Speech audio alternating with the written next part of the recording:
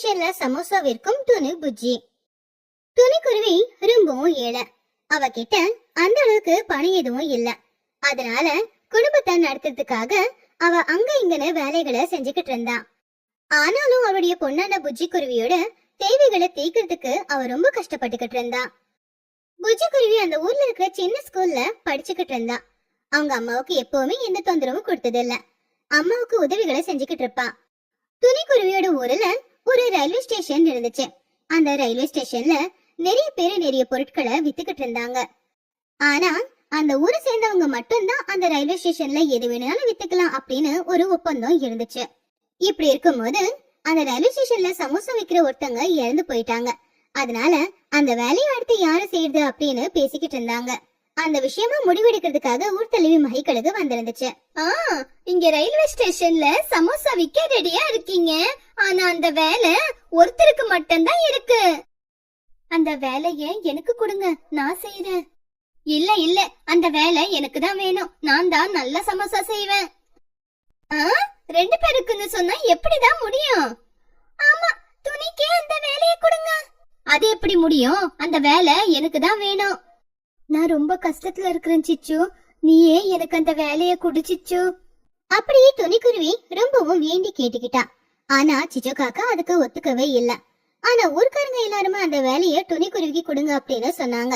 ஆனா சிச்சு மட்டும் அந்த வேலைய விட்டு கொடுக்கவே இல்ல. சிச்சு, நீ ஒருத்தி மாத்திரம்தான் அவளுக்கு வேலை கொடுக்க கூடாதுன்னு சொல்ற.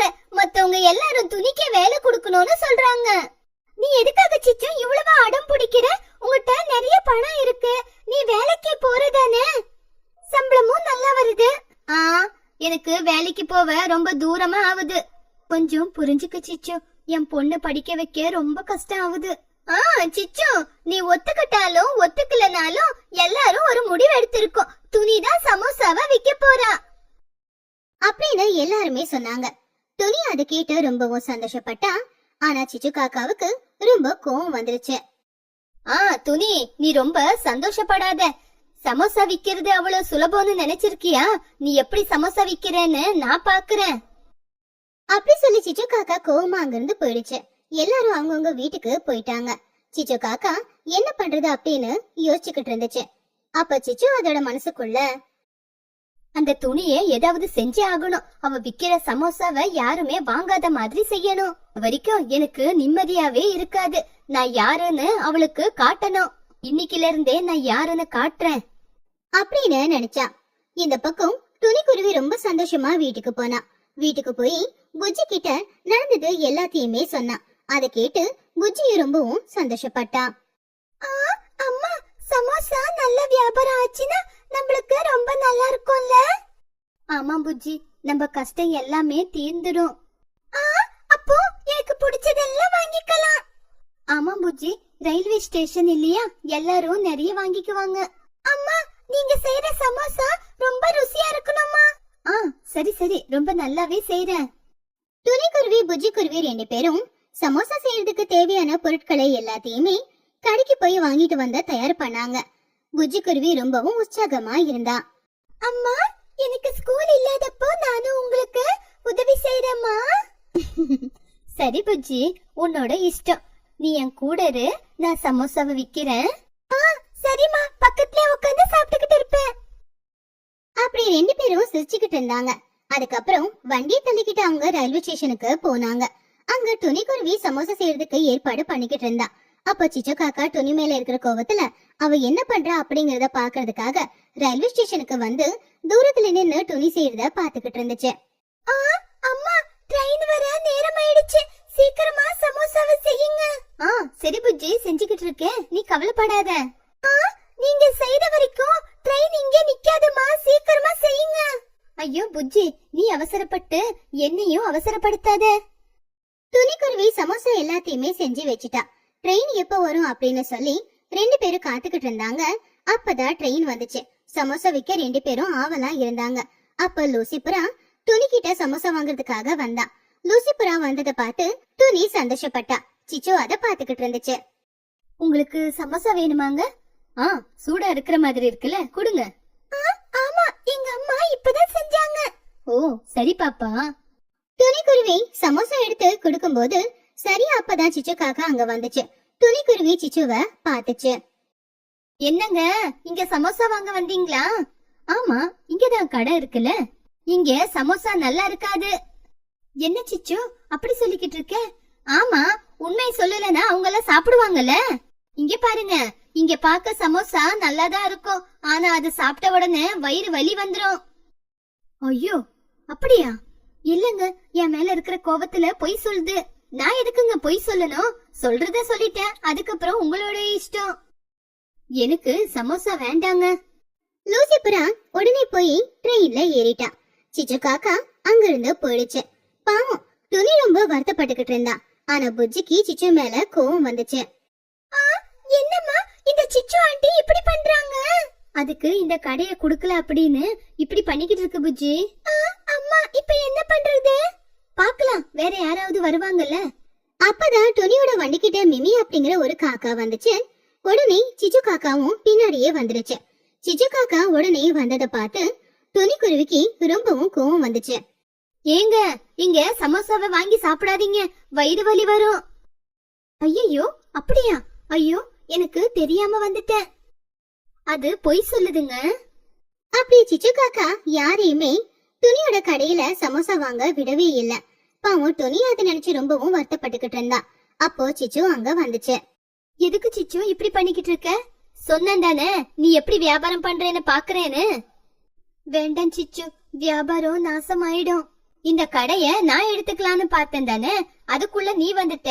இனிமே பாரு, யாருமே உன் கடை பக்கம் வராத மாதிரி செய்யறேன் அப்படின்னு சொல்லி சிச்சு காக்கா அங்கேயே இருந்துச்சு. சமோசா வாங்குறதுக்கு யாரு வந்தாலும் சரி அவங்கள பயமுடுத்தி அங்க இருந்த சிச்சு அனுப்பி வச்சுக்கிட்டு இருந்துச்சு. பாவம் துணி ரொம்பவும் வருத்தப்பட்டுக்கிட்டு இருந்தா. அம்மா, எனக்கு ஒரு யோசனை வந்துச்சு. என்ன ஐடியா புஜ்ஜி? அம்மா, நம்ம வெளிய வித்தாதானே சிச்சு ஆண்டி வந்து வியாபாரத்தை கெடுப்பாங்க. நம்ம ட்ரெயினுக்குள்ள போய் வித்தா? ஆமா புஜ்ஜி, ட்ரெயினுக்குள்ள கூட வந்துருச்சுனா இங்க நான் பாத்துக்கறேம்மா, நீங்க ட்ரெயினுக்குள்ள போய் வித்துட்டு வாங்க. ஆமா புஜ்ஜி, இந்த யோசனை ரொம்ப நல்லா இருக்கு. புஜ்ஜி சொன்ன மாதிரி தட்டுல சமோசா வச்சுக்கிட்டு துணி ரெடியா இருந்தா. புஜ்ஜி கடைக்கிட்ட இருந்தா. அப்பதான் ட்ரெயின் வந்துச்சு. உடனே துணி அந்த ட்ரெயின்குள்ள ஏறிட்டான். சிச்சு அதை பார்த்து ஆச்சரியப்பட்டுச்சு. துணி ட்ரெயின்குள்ள இருக்கிற எல்லாருக்குமே சமோசா வித்துக்கிட்டு இருந்தா. எனக்கு குடும்ப சமோசா. சரிங்க, இந்தாங்க சுட சுட சமோசா. ஆமா ஆமா, சமோசா சூடாதான் இருக்கு. அப்படி எல்லாருமே சமோசா வாங்கினாங்க. இன்னும் இருக்கா சமோசா? அதுதாங்க என்னுடைய ஷாப்பு. என்கிட்ட சமோசா காலி ஆயிடுச்சு, நீங்க அங்க போய் வாங்கிக்கங்க. சரி சரி, அப்படியே பண்றேன். துணிக்குருவி அவ வண்டி கிட்ட வந்தா. அப்ப எல்லாரும் சமோசா வாங்குறதுக்கு அங்கேயே வந்தாங்க. சிச்சு காக்கா உடனே வந்துச்சு. இந்த சமோசா நல்லா இல்ல, வாங்காதீங்க. இல்லங்க, சமோசா நல்லாதான் இருக்கு, நான் சாப்பிட்டு பார்த்துதான் சொல்றேன். யாரோ சிச்சு காக்கா சொன்னத கேக்கல. எல்லாருமே சமோசா வாங்கி சாப்பிட்டாங்க. அதனால துணிக்கு நிறைய லாபமும் கிடைச்சது. துணி புஜி 2 பேரும் சந்தோஷப்பட்டாங்க. சிச்சு காக்கா பொறாமப்பட்டுச்சு. துணிக்குருவி சமையல் ரொம்ப நல்லாதான் செஞ்சுக்கிட்டு இருந்தா. ஆனா அவளுக்கு மீன் குழம்பு மட்டும் சரியா செய்ய வராது. ஆனா மீன் குழம்பு எப்படியாவது செஞ்சாகணும் அப்படின்னு பலவிதமான முயற்சிகளை செஞ்சுக்கிட்டு இருந்தா. என்ன பண்ணாலும் மீன் குழம்பு சரியா வரல. ஆனா அவளுடைய பொண்ணான புஜ்ஜி குருவிக்கு மீன் குழம்பு அப்படின்னா ரொம்ப பிடிக்கும். எப்பவுமே மீன் குழம்பு அவங்க அம்மா கிட்ட கேட்டுக்கிட்டுதான் இருப்பா. ஆனா பாவம் துணிக்குதான் மீன் குழம்பு வைக்க வராது. ஒரு நாள் காலையிலேயே துணிக்குருவி வீட்டு வேலை சமையல் வேலை எல்லாத்தையும் முடிச்சுட்டு அடுத்து என்ன பண்றதுன்னு தெரியாம சும்மா உட்காந்துக்கிட்டு இருக்கும் போது அப்பதான் புஜ்ஜி குருவி அவங்க அம்மா பக்கத்துல வந்தா. அம்மா, என்ன அப்படி உட்கார்ந்து இருக்கீங்க? சமையல் எல்லாம் செஞ்சு முடிச்சிட்டீங்களா? சமையல் எல்லாம் செஞ்சு முடிச்சிட்டேன் புஜ்ஜி. ஏன் புஜ்ஜி, பசிக்குதா? சாப்பாடு போடுட்டா? என்னம்மா சமைச்சீங்க? இன்னைக்கு வெண்டைக்காய் குழம்பு வச்சிருக்கேன் புஜ்ஜி, சாப்பாடு போடுட்டா? எப்பவுமே காய்கறி தானே அம்மா, ஒரு நாளாவது மீன் குழம்பே வச்சு கொடுக்கலாம்ல. செஞ்சு கொடுக்கறேன் புஜ்ஜி. எப்ப பார்த்தாலும் மீன் குழம்புன்னு சொல்லிக்கிட்டே இருக்கியே. நீங்க எப்ப பார்த்தாலும் செய்யறேன்னு சொல்றீங்க, ஆனா செய்யவே மாட்டேங்கிறீங்க. ஐயோ புஜ்ஜி, மீன் குழம்பு தானே செஞ்சு கொடுக்கறேன். எனக்கு செய்ய தெரியாததுனாலதான் நான் செஞ்சு கொடுக்காம இருக்கேன். எல்லா சமையலும் நல்லா தானே செய்றீங்க, அது மட்டும் ஏமா செய்ய முடியல? சரி சரி, நாளைக்கு செஞ்சு கொடுக்கறேன் அப்படின்னு பேசிக்கிட்டு இருந்தாங்க. அப்பதான் அவங்க வீட்டுக்கு சிச்சு காக்கா வந்துச்சு. என்ன 2 பேரும் என்ன பேசிக்கிட்டு இருக்கீங்க? ஒண்ணு இல்ல சிச்சு, புஜ்ஜிக்கு மீன் குழம்பு வேணுமா? ஓ அப்படியா, நான் கூட அதுதானே கொண்டு வந்திருக்கேன். அப்பா அப்படியா, நல்லதாச்சு நீங்க கொண்டு வந்தது. எனக்கு தெரியும் புஜ்ஜி, உனக்கு மீன் குழம்பு அப்படின்னா ரொம்ப பிடிக்கும்னு உனக்காக தான் கொண்டு வந்திருக்கேன். சரிங்க கொடுங்க ஆண்டி, சாப்பிடுறேன். அப்படி புஜ்ஜி அந்த மீன் குழம்ப சாப்பிட்டு பார்த்தா. துணிக்குருவியுமே சாப்பிட்டு பார்த்தா. அது ரொம்ப நல்லா இருந்துச்சு. புஜ்ஜி குருவி ரொம்பவுமே சந்தோஷமா இருந்தா. ஆண்டி மீன் குழம்பு ரொம்ப சூப்பரா இருக்கு. ஆச்சிச்சோ ரொம்ப நல்லா இருக்கு, நீ நல்லா செஞ்சிருக்க. உனக்கு மீன் குழம்பு செய்ய தெரியாதுல்ல துணி, அதுக்குதான் நான் செஞ்சு கொண்டு வந்திருக்கேன். ஏன் தெரியாது, கத்துக்கிட்டா போச்சு. கத்துக்கிட்டா நான் கூட ரொம்ப நல்லா செய்வேன். எப்படி இருந்தாலும் மீன் குழம்பு சில பேருக்கு செய்ய முடியாது துணி. இந்த தடவை நான் கூட செய்யணும்னு முடிவெடுத்திருக்கேன் சிச்சு. சரி செஞ்சா உனக்கு கூட கொடுத்து அனுப்புறேன், சாப்பிட்டு பார்த்துட்டு எப்படி இருக்கு சொல்லு. அப்படி துணி குருவி சிச்சு காக்கா கிட்ட சொன்னா. சிச்சு காக்கா கிட்ட அவ சாதாரணமா தான் பேசிக்கிட்டு இருந்தா. புஜ்ஜி சிச்சு காக்கா கொண்டு வந்த அந்த மீன் குழம்ப சந்தோஷமா சாப்பிட்டா. அப்படி கொஞ்ச நேரம் அவங்க எல்லாரும் பேசிக்கிட்டு இருந்தாங்க. துணி மட்டும் மீன் குழம்பு நல்லா செய்யணும் அப்படின்னு யோசிச்சுக்கிட்டே இருந்தா. துணி அவளுடைய மனசுக்குள்ள, அந்த சிச்சு எனக்கு மீன் குழம்பு செய்ய தெரியாதுன்னு சொல்லுது, அது எப்படி சொல்லும்? நான் கத்துக்கிட்டா செய்ய மாட்டேன்னா என்ன? அந்த சிச்சுக்கு ஒரு தடவை செஞ்சு காட்டணும். எப்படியாவது மீன் குழம்பு செய்ய கத்துக்கிட்டு அந்த சிச்சுக்கு செஞ்சு காட்டுறேன், அப்பதான் என் கை ருசி என்னன்னு சிச்சுக்கு தெரியும் அப்படின்னு நினைச்சா. அன்னைக்கு சாயந்தர நேரமும் ஆச்சு. துணிக்குருவி மீன் குழம்பு எப்படி செய்யறது, என்ன பண்ணலாம் அப்படின்னு யோசிச்சுக்கிட்டு இருக்கும்போது புஜ்ஜி குருவி அவளுடைய ஸ்மார்ட் போன் எடுத்து வச்சு ஏதோ பாத்துக்கிட்டு இருந்தா. அப்பதான் துணிக்கு ஒரு யோசனையும் வந்துச்சு. புஜ்ஜி அந்த போனை கொடு. எதுக்குமா? போனை நான் பாத்துக்கிட்டு இருக்கேன்ல. யூடியூப்ல எல்லா குழம்பு எப்படி வைக்கிறதுன்னு வரும்ல, அதுல பார்த்து நாளைக்கு நான் கூட மீன் குழம்பு எப்படி வைக்கிறதுன்னு கத்துக்கிறேன். எதுக்குமா? அதுல எல்லாம் பார்த்து செஞ்சா நல்லா டேஸ்ட் வருமாமா. இங்க பாரு, இப்படி குடு, நாளைக்கு செஞ்சதுக்கு அப்புறம் அதுக்கப்புறம் பேசு. அப்படியே துணிக்குருவி புஜ்ஜி குருவி கிட்ட இருக்கிற ஸ்மார்ட் போனை வாங்கி அதுல யூடியூப ஓபன் பண்ணி மீன் குழம்பு எப்படி செய்யுது அப்படிங்கிற வீடியோஸ் எல்லாத்தையுமே பாத்துக்கிட்டு இருந்தா. கொஞ்ச நேரம் எல்லா வீடியோஸும் பார்த்ததுக்கு அப்புறமா மீன் குழம்பு எப்படி செய்யுது அப்படின்னு அவ கத்துக்கிட்டா. இந்த புஜ்ஜி இந்த போனை எடுத்துக்கோ. ஏமா இவ்வளவு சீக்கிரமா கொடுத்துட்டீங்க? ஏமா அதுல பார்த்து உங்களுக்கு எப்படி செய்யறதுன்னு தெரியலையா? மீன் குழம்பு எப்படி செய்யறதுன்னு எனக்கு தெரிஞ்சு போச்சு, அதனால எனக்கு அந்த போனு தேவையில்லை. என்னம்மா அப்படி சொல்றீங்க? அவ்வளவு சீக்கிரம் உங்களுக்கு தெரிஞ்சிருச்சா? ஆமா புஜ்ஜி, ஒரு தடவை பார்த்தா போதும், எப்படி செய்யறதுன்னு எனக்கு தெரிஞ்சு போச்சு. நாளைக்கு நான் செஞ்சு கொடுக்கற மீன் குழம்பு சாப்பிட ரெடியாரு. அப்படி ரெண்டு பேரும் கொஞ்ச நேரம் பேசிக்கிட்டு இருந்தாங்க. அதுக்குள்ள ராத்திரி நேரமும் ஆச்சு. ரெண்டு பேரும் சாப்பிட்டு படுத்து தூங்குனாங்க. அடுத்த நாள் காலையிலேயே எழுந்திருச்சு துணிக்குருவி வீட்டு வேலையெல்லாம் செஞ்சுக்கிட்டு இருந்தா. இன்னும் கொஞ்ச நேரத்துல மீனை கொண்டு வந்து சமைச்சு எல்லாருக்கும் நான் மீன் குழம்பு எவ்வளவு நல்லா செய்யறேன்னு தெரிய வைக்கணும். இல்லனா எனக்கு மீன் குழம்பு செய்ய தெரியாதுன்னு எல்லாரும் நினைச்சுக்குவாங்க அப்படின்னு சொல்லி துணிக்குருவி வீட்டு வேலை எல்லாத்தையும் செஞ்சுக்கிட்டு இருந்தா. அப்பதான் புஜ்ஜியும் தூக்கத்துல இருந்து எழுந்திருச்சா. அப்ப துணி மீன் வாங்க மார்க்கெட்டுக்கு போலான்னு ரெடி ஆயிக்கிட்டு இருந்தா. என்னம்மா எங்க கிளம்புறீங்க? மீன் கொண்டு வரலான்னு போயிட்டு இருக்கேன் புஜ்ஜி. என்னம்மா சொல்றீங்க? உண்மையிலேயே இன்னைக்கு மீன் குழம்பு செய்ய போறீங்களா? நான் தான் இன்னைக்கு மீன் குழம்பு செய்யறேன்னு சொன்னேன்ல புஜ்ஜி.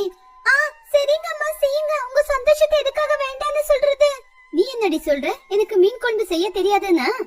அப்படியெல்லாம் நான் சொல்லலம்மா, இருந்தாலும் உங்களுக்கு மீன் குழம்பு செய்ய தெரியாதுல்ல. அத கேட்டு துணிக்கு ரொம்பவே கோவம் வந்துச்சு. அவ மீன் வாங்கிட்டு வரலாம் அப்படின்னு சொல்லி மகிக்கழுகோட மீன் கடைக்கு போனா.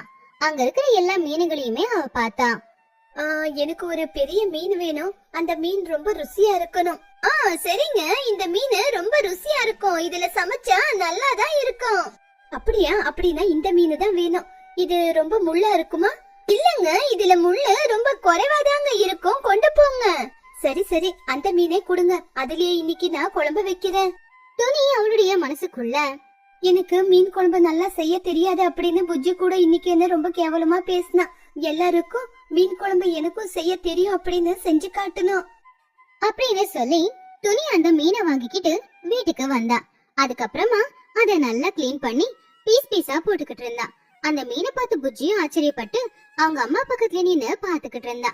துணி அந்த மீனை நல்லா கழுவி பீஸ் பீஸா போட்டு அதுக்கப்புறமா அந்த மீனுக்கு என்னெல்லாம் பூசணுமோ எல்லா மசாலாவையும் தயார் பண்ணி பூசி ஓரமா வச்சா. மீனை கிளீன் பண்ணி மசாலா எல்லாம் போட்டு வச்சிருக்கேன். இப்போ அதுக்கு குழம்பு வைக்கிறதுக்கு தேவையான மசாலாவை ரெடி பண்ணிக்கிறேன்.